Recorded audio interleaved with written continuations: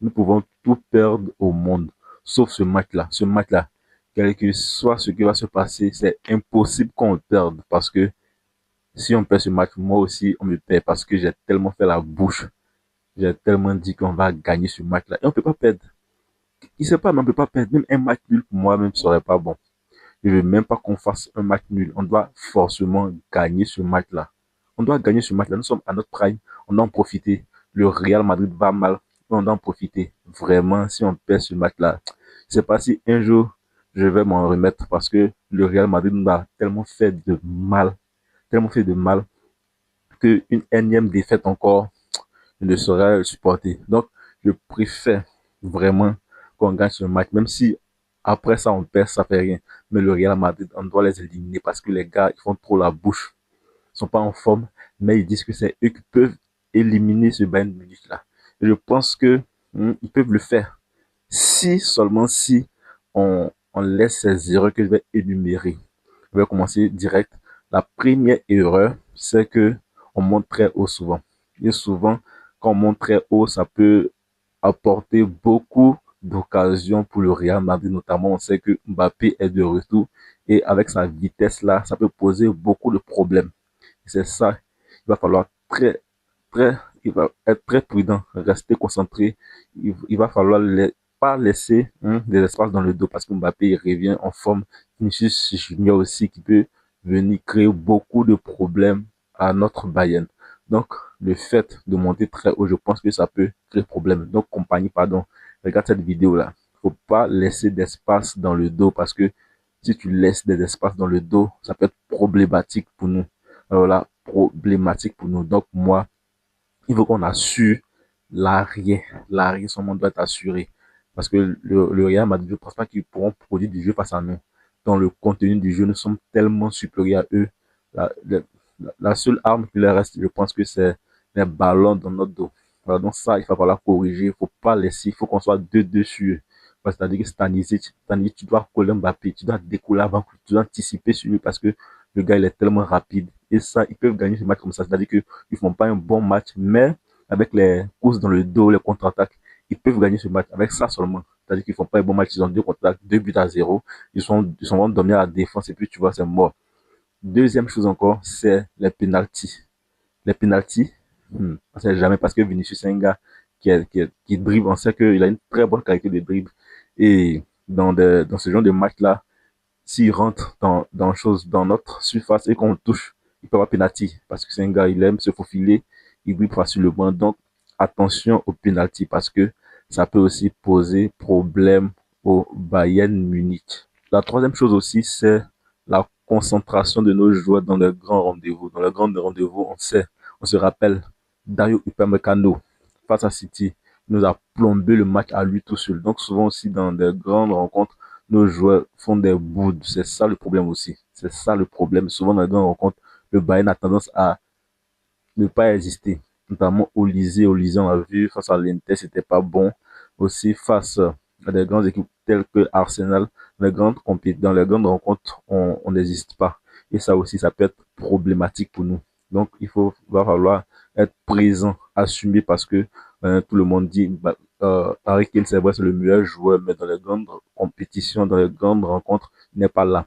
Il va falloir fermer leur bouche une bonne fois pour toutes. Parce que moi, ça commence à m'énerver. Il est fort, il fait des stats. Vous dites non, la Bundesliga, on parle de la Bundesliga. Donc, ce match-là, vous comprenez qu'on ne doit pas du tout perdre ce match.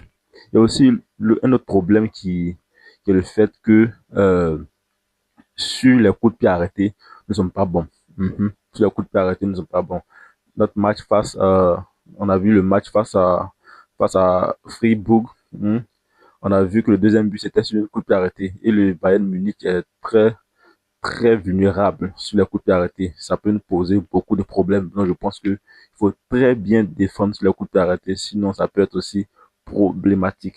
Il faut très bien défendre sur les coups de pied arrêtés. Si on, on gère bien les courses dans notre dos, on gère aussi les erreurs, les joueurs restent concentrés et qu'ils sont aussi vraiment, ils sont dans les grands jours et que on gère aussi les coups de pied arrêtés.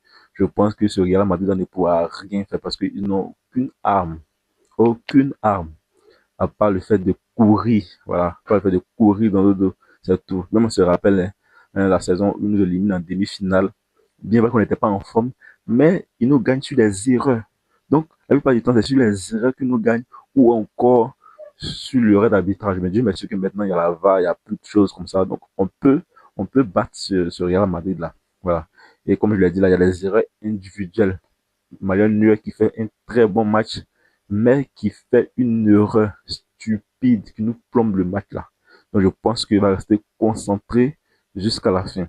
Parce que sinon l'erreur aussi peut vraiment poser beaucoup de problèmes au Bayern Munich. Et puis, je ne sais pas aussi, le Real Madrid a un côté vraiment bizarre, un côté un peu du surnaturel. Parce que on ne sait pas, mais c'est pas, regardez face à City.